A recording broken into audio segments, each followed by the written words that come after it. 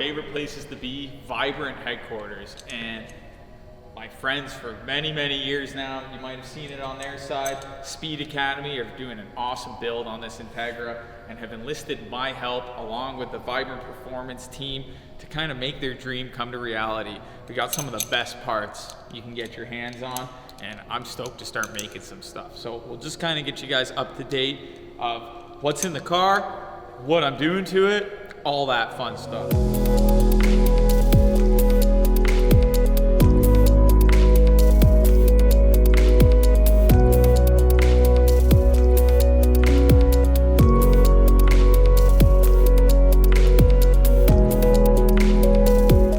So in general, we have an Integra. It's got a K-swap in it. That K-swap has a nice turbo setup on it. What happens when you turbo stuff? You need sick tubing. So that's why I'm enlisted here to build some cool stuff.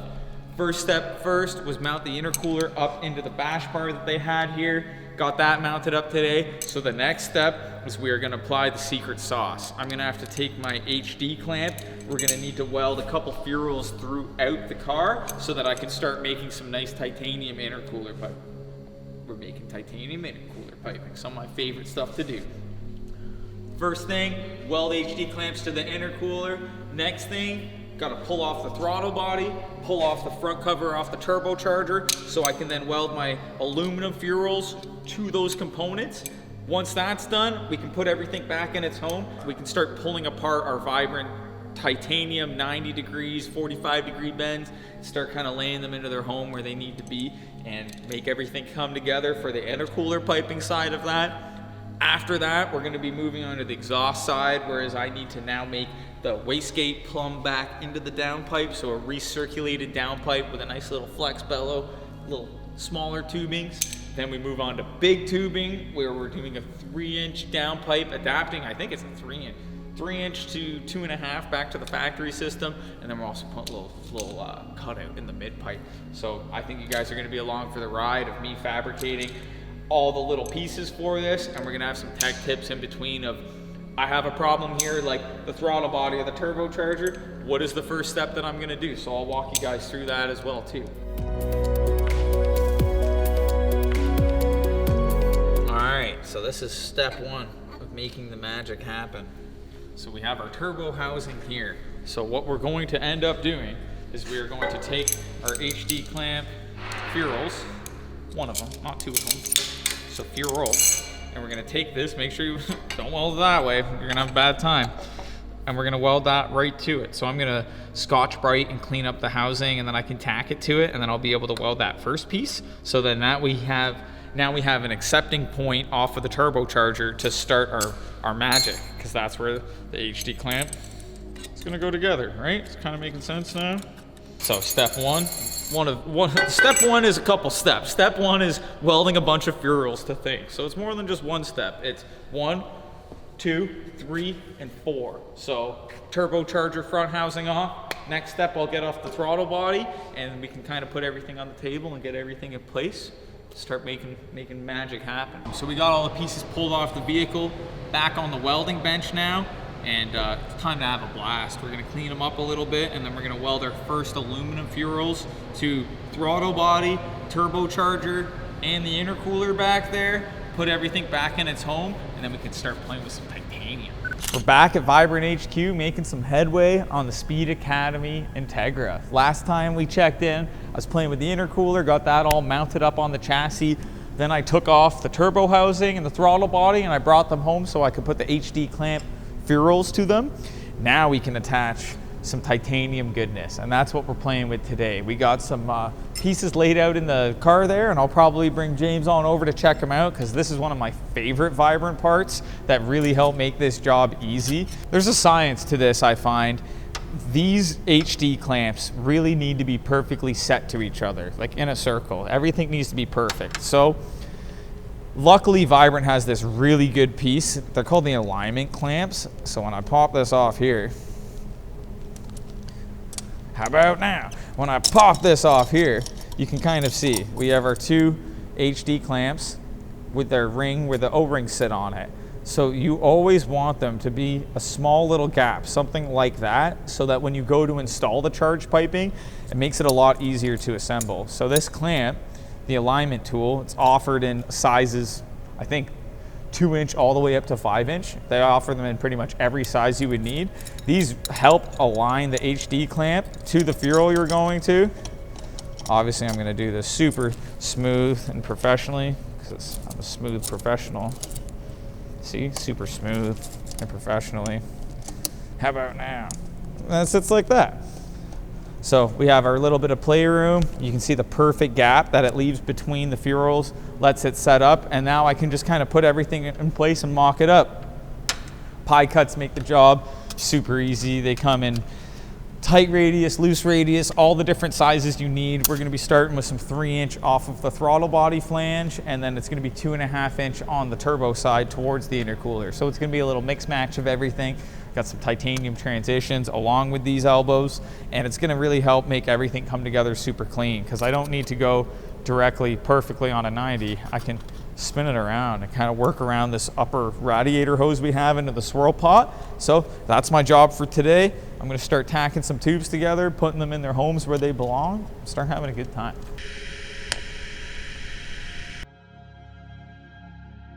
All right, so we got a straight section of titanium here. I'm tossing it in the bandsaw. I measured out a 4-inch section off of the little 40-90 45 that I'm holding up in there.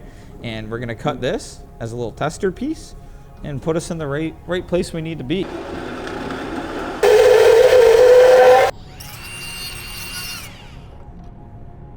First section in here, a little swoop around the radiator hose. I like that. Radiator, whatever. So I'm probably gonna end up tacking that to that so that stays in its home. And then I'll probably tack this straight section to this so I can kind of get it in here where I want it. So we got our piece tacked onto our titanium HD flange, kind of where I like it. And then we have that little straight piece that I just cut out, and you reach the point where you run out of hands and you're like, okay, I gotta commit this into its home so that I can then continue on. So I pulled off this section, threw 2 tacks on that, and then I have my straight piece that I just cut before, and then I have my like 45 here that's gonna end up going something like that in the car. So what I'm gonna do now, since I have that in place, I'm gonna take this straight section and I'm gonna tack it to this so I can put it back in the car, and I'll be able to spin it in the right direction that I want it. For this piece, see there's a laser seam on it. None of this really means anything. It's just like an aesthetically pleasing thing. So I'm looking at it like this in the car. So I want that laser seam tucked on that back, just so I don't really see it. Again, it's a personal preference. So I'm gonna make a mental note of that now, because again, this straight piece is gonna be going on this like that. So I want the laser seam facing out that way. So I'll do the same kind of thing. I'm gonna take this. This piece also has a laser seam on it. I'll take that, and I'm gonna line up these 2 laser seam edges, and then I'm gonna tack them together. Quick tack. Throw the heat to it, let the gas cool it. Wow. I'm gonna flip it around, and the titanium is like fairly malleable. It's the best word I can use to describe it. It's like springy, has some playroom in it. So just line it up how you want them. Throw a tack on it. Bob's your uncle. All right, so we're making some good headway on this intercooler piping here. We got a full section out of the throttle body that James is over there. We're kind of clocking around, putting it in place. And then now I am pretty much down at the corner of the vehicle where I'm going to add another section of HD clamps. And I can come down there, come on over, and I'll explain a little better of why I chose to do this. And I'll grab all my pieces here. So when we get into a snakier kind of scenario like this, where I'm gonna have to bring the piping from this throttle body underneath here in the bumper, tuck it and do some snaking around, I definitely could do it in one piece, but it would be a real pain to get in and out of the vehicle. So I'm splitting it down and having another pair of HD clamps connect in the corner down here. So once I kind of throw this down into its home, the wire's in the way here, but you can see there's gonna be another flange section here, so I can then come out of here, wrap around and go up into the front there, and then we're going to be able to go from the bottom outlet around under under this pipe here and around the side here, and then come up into the turbocharger. Best way that it would flow, like the way that it traditionally would flow, but I just thought in terms of pipe placement, it would be better to start on the throttle body side into the top of the intercooler. So keep tacking these pieces together, get everything into its home, and then start making the other side up to here, and then we have one done, and then on to the other side. And my plan is to have all of the charge piping tacked and marked up today so that I can bring it home with me, do a bunch of prep on it, get it all cleaned up properly, and then I think the boys are coming out to my little slice of heaven at home, and we're gonna do some welding there, put everything together, then back to HQ, put it all back in the vehicle. Then we're gonna move on to Wastegate dump tube, which is recirculated into the downpipe, and then the downpipe to the system. Downpipe to the system.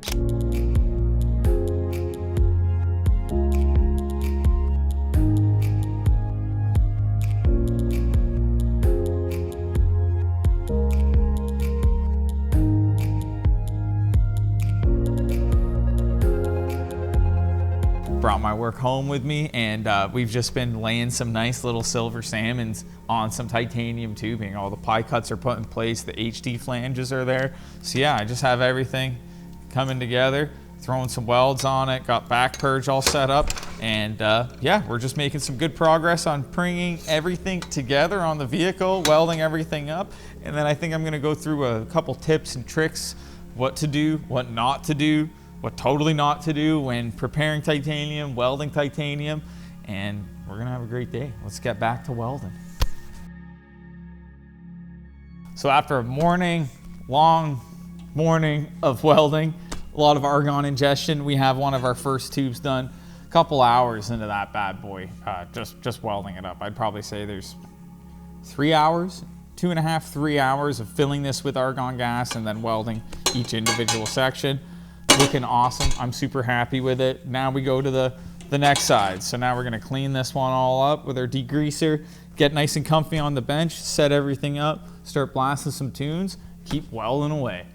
I like to get the pipes all Scotch-Brighted up. I kind of twist them, give them the motion of the ocean to get all the straights kind of looking nice and clean and in their place. And then I use just degreaser just to get off all of the leftover Scotch-Brite material and then my greasy paw prints off of there. I've already acetoned them to get any Sharpie marks off of there, but I always like to use like a spray 9 or just in general a nice degreaser, and it just helps get any dirt and contaminants off of the pipe, so then we can put it in our vise and get ready to weld up some tubes.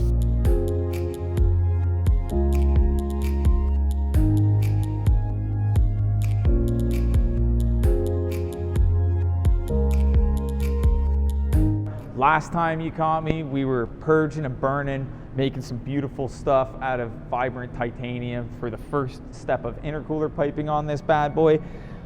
Made a start on the other side out of the turbocharger, and now I'm going to pivot towards the exhaust side a little bit, just because I'm waiting on a couple more parts for that to put it together. So we're gonna work on the wastegate dump tube, which is going to be recirculated back into the direct fit RTEC downpipe. So we have a nice tight radius bend, and we got a little flex bellow.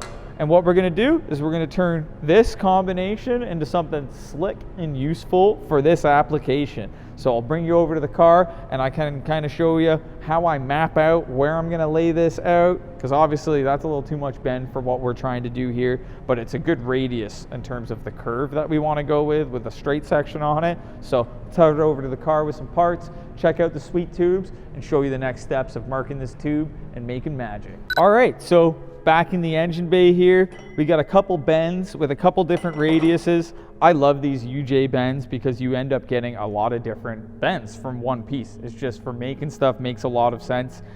Very large CLR, that centerline radius is a term that's used a lot. Centerline radius being these 2 points in this U-bend, and then we have a lot tighter of a U-bend, almost fits in that one, as you can see. So it shows you the difference of the CLR. So what I initially did is I took this UJ and I kind of held it in place and mapped out where this bend was going to be. And it's just a little long for what I'm going with here. I could make it work, honestly, but I'd have to end up cutting this bend really close back to here.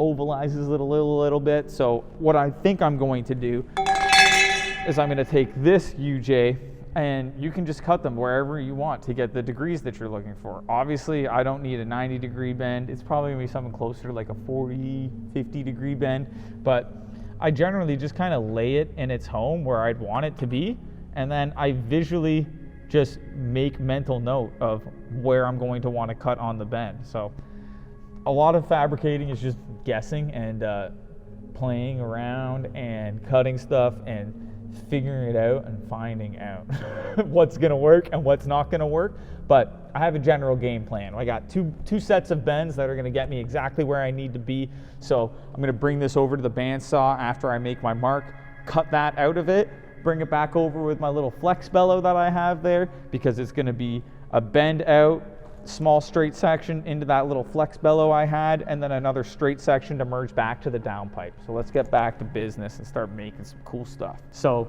cut that first little bend, and then I held it in the car, and I noticed that I probably took a little too much off of this side, so laid it back in, but now my piece is too small, and it's a real pain to cut it easy when it's this big. So a little tech tip that I always like to use: take a piece of scrap tubing that you have, and then that way I can hold it in the bandsaw and I can cut on my line, and it's like perfect. So we can run over there and I'll show you that. Come on over. So we have our section in the bandsaw here, and you can see if I just had this small piece, it's next to impossible to cut that. Not next to impossible, it's just how the bandsaw vise doesn't really like to close on it. So that would be all the meat I have to grab onto it for the clamping. We need way more meat than that. So we're gonna go this way with my tacked piece, line up my line there. And same thing, I've left a little, I left about a finger on there, a little extra. If it's too much, I can do the same thing. I can clean this piece up, tack it to this piece again, and I can always trim it. I'd always rather a little extra than too little, because that's what I had to deal with on that side.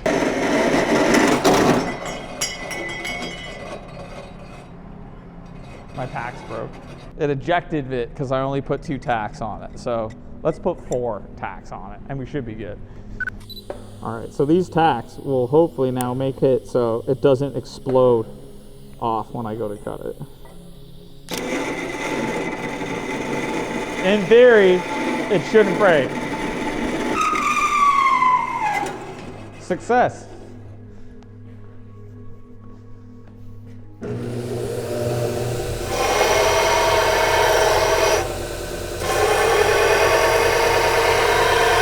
Started with a bend, cut it down to size that we need. We got our nice motorsport flex bellow, and then we have a straight section. So we're gonna bring this back over to the hot rod, throw it into its home. I know it's okay, but I wanna show you it's okay, and then I can start throwing some tacks on it, and yeah, get ready to prep it all up and throw some nice beads on this bad boy. So we got our sweet little pieces here, and let's see how good they fit in their home. So again, we're going from the wastegate, and it's getting recirculated back into the downpipe, and this is an R-Tech turbo manifold and downpipe that has a provision for the recirculated wastegate. So we're gonna throw our pieces in here and just kind of see how well it all lines up. And I'll get my meat cleavers out of the way. But that's looking pretty good right there, dude. Enough to get us where we need to be. So now I'm confident I can pull pieces like this flange off, tack this piece to that flange, tack my straight sections on. Like I can start tacking stuff together, and I'm gonna throw another little mark just on the straight section of tube, just so I know I can trim it. Woo.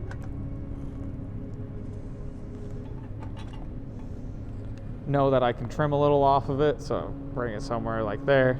So I still have a little sticking in where I need to go, but you know, that's a little overkill. I don't need that much sticking into it.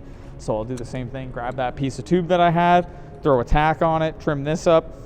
Then I'll show you guys how I bring this to that nice, beautiful brush finish from this satin raw tube finish. So we're back at the bench with a couple little pieces that we were playing with in the engine bay there. Our little bend, our little bellow, little straight section. You can see they look a little different compared to how they were before. They got a nice little brush finish. How I achieve that is I just use a piece of red Scotch-Brite, and I just kind of motion of the ocean, get you in the right spot, and it just gives it that nice clean finish. Already tacked on the little wastegate flange right here just to get this bend in motion, and tacked my flex pipe on. I laid it in there, so it's going to be perfect with me just tossing that on. I'll throw 1 or 2 tacks on it, and then I always like to double, triple check that it fits after. Then we're on to party mode, where we're actually going to back purge this piece. What is back purging, Mike? Back purging is when we take our argon gas that we're also using to shield the object while we're welding, and we're putting it inside of the tube. So I have this little flange heat sink that I've made many moons ago that lines up fairly well to a wastegate flange. So I'm going to use the V-band flange off of that wastegate, clamp my little heat sink here, and then I have another little heat sink which is going to go on the top of the tube here. Then we're going to take my Go Keys Garage, which you can get for Vibrant Values. I want that. It's a pretty sick piece of kit. Nice quick disconnect from my secondary regulator on my bottle, and I will connect it to this plug. Bear with me, I'm coming back into frame. So we have this nice little quick connector here, and this gas line is always charged, ready to go. I think I have like 10 CFM flowing through it. Listen, satisfying. So now you can hear the gas flowing through. So we are going to fill this full of gas. This has a little vent line to let it out. Fill this full of delicious, perfect argon, and we're gonna weld it right up. I always like to back purge high stress components. Exhaust manifolds, wastegates, obviously titanium intercooler piping, titanium any piping always needs to be purge welded, and I feel any manifold, header, wastegate dump tube, flex bellow, I always like to toss a little purge at it. So I'm gonna clean up my mess here, and we'll get some sick B-roll of me welding up this bad boy, and then we'll toss it back in the car to ensure fitment is perfect. Then we're on to the downpipe. So let's keep partying. Flip a little. Big part of welding is just making sure you're comfortable. It's one of the biggest parts of it. Whew.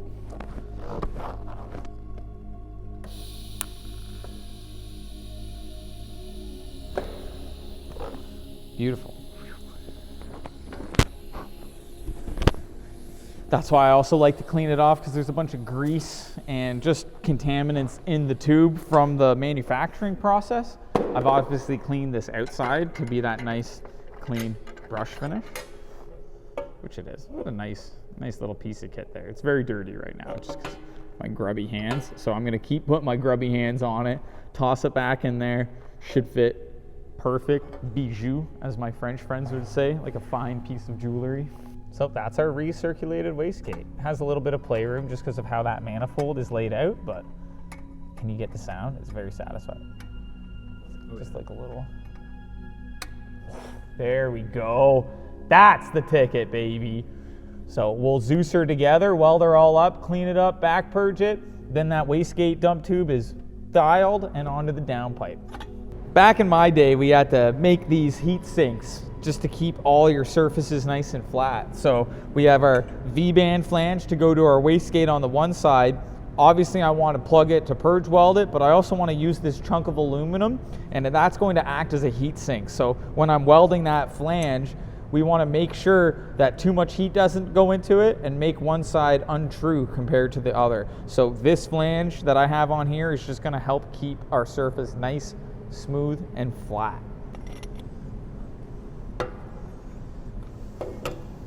So as it's filling up with some gas there, I'm just gonna go all the way around and just throw some more tacks on it, just so everything stays in its intended home that I want it.